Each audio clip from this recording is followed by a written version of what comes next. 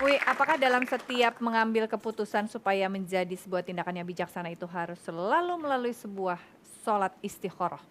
Ya, di dalam satu hadis dikatakan tidak pernah merugi orang yang istikharah dan tidak pernah menyesal orang yang musyawarah.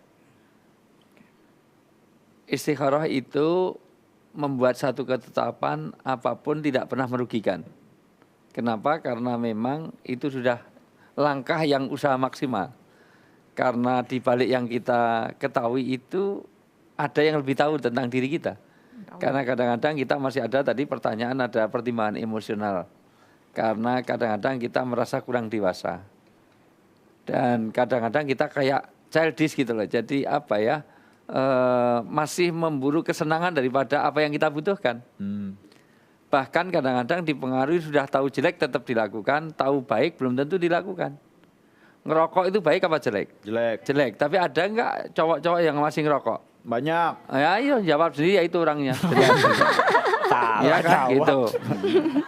Gosip itu baik apa jelek? Jelek. Tapi acara gosip itu masih banyak enggak yang lihat? Banyak. Bisa ngalahkan cerita hati loh gosip itu. Padahal enggak jelas, cuma cerai sana, cerai sini, cuma itu aja.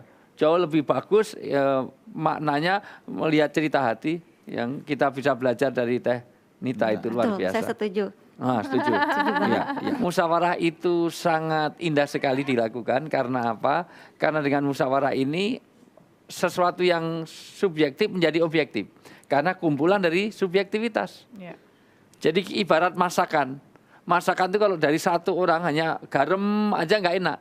Diperlukan garam, diperlukan Gula. cabai, diperlukan macam-macam lah, gula segala macam. Maka musyawarah ini ibarat orang itu punya masukan banyak. Makanya kadang-kadang kita perlu tanya kepada orang tua tadi, pada anak, bahkan anak aja ditanya. Ya. Nah, maka kalau kompromi nanti jadi enak. Suami pengen mobil, istri pengen mobil, ya sudah kompromikan. Tuh. Oh tapi saya pengennya hitam, istri pengennya putih, ya beli dua, hitam sama putih gitu aja kalau susah. Kalau uangnya cukup buat satu, Kalau nggak cukup ya satu, separuh dicat hitam, separuh dicat putih. Polkadot aja polkadot. Iya, yang seneng hitam biar di depan, yang putih di belakang gitu aja. Tetapi itu penting loh ya, penting itu. Itu. Bisa keluarganya. artinya ada kompromi dengan melalui musyawarah tadi ya. Bagus, sehingga nanti tidak ada saling mengecewakan. Kan siapa tahu tadi kaget tadi loh. Susah loh kalau nggak ada kompromi seperti itu. Saya aja menyempatkan diri kadang-kadang perlu pakai lain supaya kelihatan wajah saya. Supaya kalau seminggu nggak pulang nanti saya pulang anak saya manggil om kok pulang. Dikira om kan nggak enak banget masa pakai om gitu ya. Apalagi kejar tayang gini karena Teteh mau pergi itu jadi saya harus Rasanya mau pergi UI deh. Iya, Teteh juga sama aja. Gitu. Udah ada tamu ini Bang. Oh iya malu kita jangan berantem. Kita langsung bijaksana musyawarah Betul, aja. musyawarah cari yang win-win solution supaya kita pergi sudah ada Betul. rekaman yang Betul, cukup. Itu betul. sebenarnya. Ya.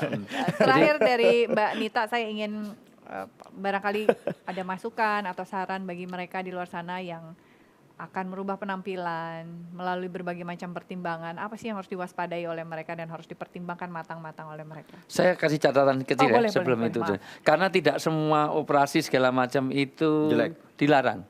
Ya. Boleh kalau itu namanya ghairu Rekonstruksi. ikhtiariyah, yaitu misalnya orang sumbing misalnya. Iya, betul, cacat. Sumbing itu malah dianjurkan untuk dioperasi, Dioperasi. mengembalikan itu atau lidahnya kurang apa, ini kurang apa, memang Rekonstruksi gitu ya. boleh. Jadi memang tapi kalau yang sebetulnya sudah nggak Indah. ada apa-apa, nggak ada sakit, nggak ada gangguan apa-apa kok kemudian hidung dibikin silikon ke sana, terus kiri ini kanan.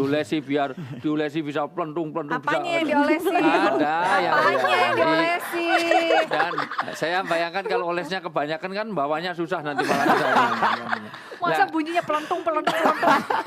Ya nggak tahu di iklan kok langsung bisa menjulang tinggi begitu Pak. Jadi kalau itu yang dilakukan maksudnya kalau karena cacat sumbing segala macam invalid atau lahir cacat itu memang dianjurkan. Tapi kalau yang tadi tapi ada pesan tadi gimana?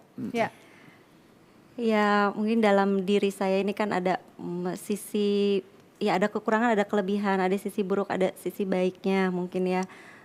Mungkin hal yang saya lakukan sekarang ini operasi plastik itu adalah sesuatu yang buruk gitu kan. Ya tidak perlu ditiru oleh masyarakat gitu. Tapi ya itu terserah kembali lagi kepada individu masing-masing. Kalau memang ada yang mau silahkan aja. Yang pasti sih mungkin pergi ke ahlinya, ke dokter yang tepat. Jangan yang mungkin mengaku-ngaku dokter bedah plastik gitu kan ternyata bukan dokter. Apalagi ke atau toko salon. bangunan, ya, Nah, jangan. eta material nggak boleh ya pokoknya.